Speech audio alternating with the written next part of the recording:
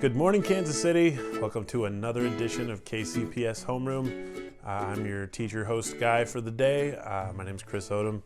I'm ELA coordinator for Kansas City Public Schools, and we're going to explore this academic vocabulary here today on KCPS Homeroom. All right, so the first thing we're going to do is identify our text. It's going to be Between the World and Me by Ta-Nehisi quotes. Let's jump right in and hear a quote by him. It says, "I was a curious boy, but the schools were not concerned with curiosity. They were concerned with compliance." As early as this morning, we were hearing a student panel, and this word compliance was even mentioned as a word that wasn't so enjoyable to hear in our own student code of conduct. Very easy word for someone to pick out that wasn't really sound like a great goal, even for a student to notice that. That's just, it probably is obvious, and anything is you can imagine that we should all notice as adults as well. So, boy, sometimes we forget what just might really just not sound like what we're supposed to do. I love that quote for that reason, and it's good to read. Great readers do a lot of revisiting thinking and a lot of choosing what they believe. So the sponge you'll see up here, I'm going to give you a clue, has something to do with our presentation today. Think about what a sponge might have to do with your own vocabulary. Okay, this author is fantastic. Ta-Nehisi Coates is an American essayist, journalist, and writer. And again, the National Book Award winner. When you see a book like this that has that sticker on there, we've been featuring a couple of those here on ELA Tuesday. All right, the book is called Between the World and Me. It came out in 2015. And so today we're going to use it to look at academic vocabulary. We're going to work on some ideas on how we might grow our own. Hear a text, this one, read out loud a little bit, a really powerful passage that I'm going to read for you. And then we're going to listen and maybe list, while we're listening, some words we hear that we would call examples of academic vocabulary. And then again, we're going to try to translate all that into a guess at the author's purpose of the passage I'm reading. Okay, academic vocabulary are the words that you traditionally use when you have scholarly or academic dialogue or something you write down in the form of text. So it's not the conversational words we use in the other kind of text, that we do. Instead, this academic vocabulary is really something that we borrow and listen and take in from places that it's necessary, mainly school, scholarly situations. Sometimes there's a different academic vocabulary to different businesses and different work areas, and something that would just become kind of familiar territory.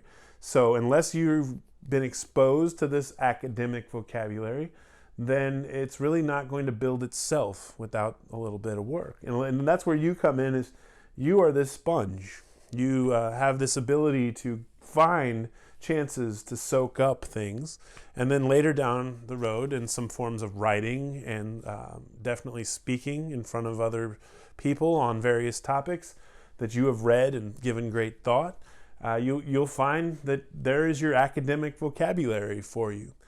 Initially, when we're working on getting this process started in our own faith and our own thinking, and operating in this language, we use something called sentence frames. We're going to look at a couple of examples of those today.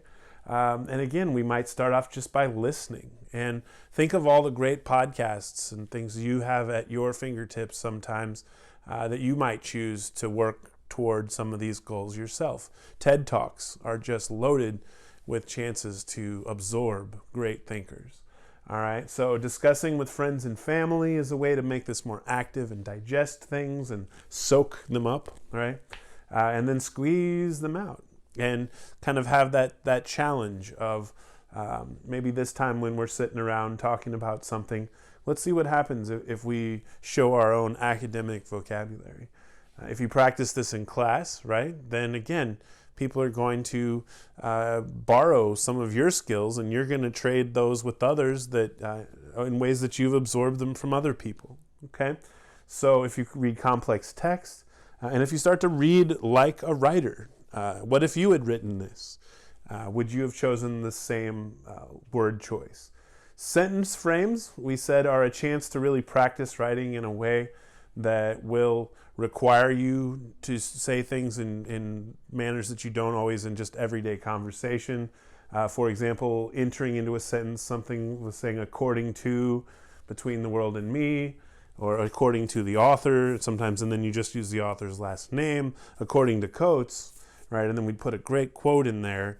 Again, no one really walks around speaking in this everyday vocabulary and kind of this phrasing that we can start to absorb and take in, and then it starts to reflect itself in the way we read other writers, and then the way that we write based on those readings that we start to do. Okay, so again, can you see some words here that you probably don't use every day when you're speaking or working through your day-to-day life, unless you're in a situation that might require them. But these are big words that we can unpack that have a lot of use and a lot of purpose in a lot of subjects other than just English class that here we are on ELA Tuesday.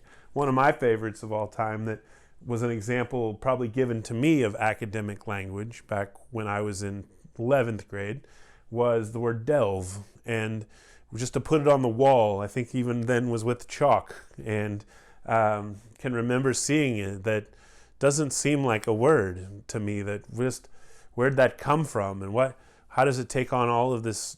It has a pretty cool deep meaning, right? Which means to go into something, kind of like you would with a shovel, and to delve into it. So she would encourage us to delve into topics, delve into our thinking, right? And then just that process, really, that is the academic vocabulary that even gave me instructions on what kind of process I should follow for my thinking. And really appreciated that word, because I think that was the clearest word I could have about what my goal was when I was doing writing or reading, specifically for a task a teacher had set out for me. I was to delve into it, right? I could explain that to other people now because it was so useful to me then. That's the absorbing part of this academic vocabulary. Okay, so I'm going to read one pretty good page here in this book, and there are so many of these pretty good pages and just beautiful writing that I would encourage you to take a look at this book yourself if you get an opportunity. This book, I will tell you, is framed in the way that it's written to his 15-year-old son. And the title, Between the World and Me, it has some special significance that I would let you discover as you read the book yourself. Okay, so here we are. I write you in your 15th year. I am writing you because this was the year you saw Eric Garner choked to death for selling cigarettes, because you know now that Renisha McBride was shot for seeking help, that John Crawford was shot down for browsing in a department store, and you have seen men in uniform drive by and murder Tamir Rice, a 12-year-old child whom they were oath-bound to protect. And you have seen men in the same uniforms pummel Marlene Pinnock, someone's grandmother, on the side of a road.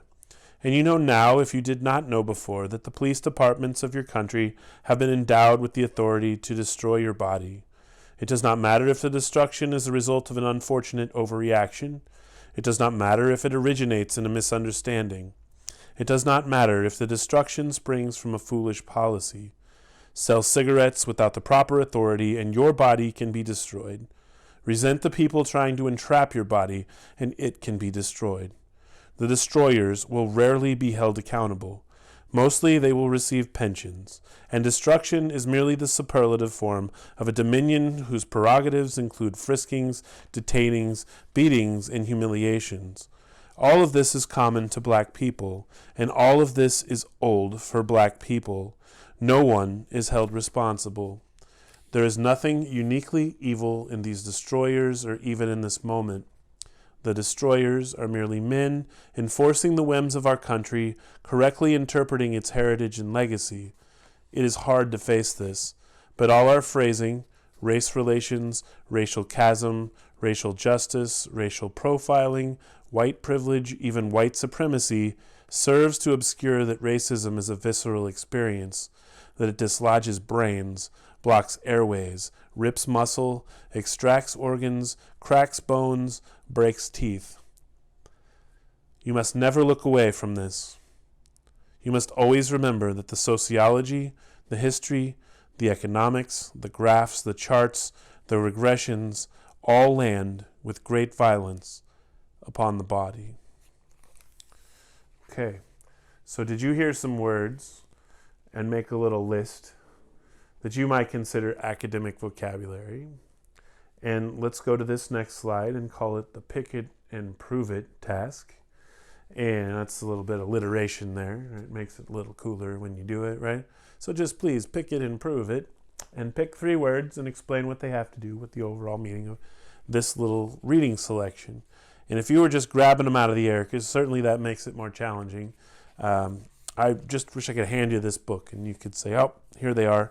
But let me do something for you and just throw around a chance for you to hear some of the words that we might hear, like the word pummel. If we might hear the word endowed, authority, we see the word destruction, unfortunate. We hear the word authority again. We hear the word entrap. We hear the word destroyed. We hear pensions, dominion, prerogatives, detainings, beatings, humiliations. The language in this second page, reading it, you can just feel it kind of building. But this list, right, this word visceral, this word supremacy and privilege, chasm, again, words that if we are not quite sure about their meaning, it's probably because, again, I don't walk around talking about chasms every day. And you have every right to then say, whoo, what does that mean? That is an interesting word, but I don't think I know what it is, right? And when you discover what a chasm is, and in this case, not just a chasm, but a racial chasm, that's C-H-A-S-M, then you really discover something about separation, right? And division, and just the meaning of a word that to you might seem unknown and something you don't use every day. Okay, so as you go about and you're out ready to go read and do some more thinking yourself, I want you to find another paragraph like the one that I modeled for you today. And again, sort it out and look for some of the words you consider to be academic vocabulary. And then do your own pick 3 and see if you could tell me which of the 3 words you think really is central to the overall meaning. And just keep thinking about it. Why did you select those words? How did they have something to do with the overall purpose of the text? And then, was it clear to you the purpose of the text once you really concentrated on the words? In some ways, I think a great author is doing more than one thing with their purpose. Do you think this was an example? Did you hear really beautiful writing in some ways that might even entertain surrounding such an informative piece, just loaded with detail and information about people and their lives, but also in the combination of those 2 elements, you can hear how they might multiply, times each other in some way, and become persuasive or a call to action and make people feel a need for justice and a need to pay other due respect to something they may not have thought of the same way before. So really magic chances to see how academic vocabulary opens up thinking and ways of discussion that everyone needs to be a part of. So let's go on and just concentrate on your own ability from here with this idea of growing your academic vocabulary. And let's go out on this quote, because I think it's one of the coolest quotes that I've found in a while.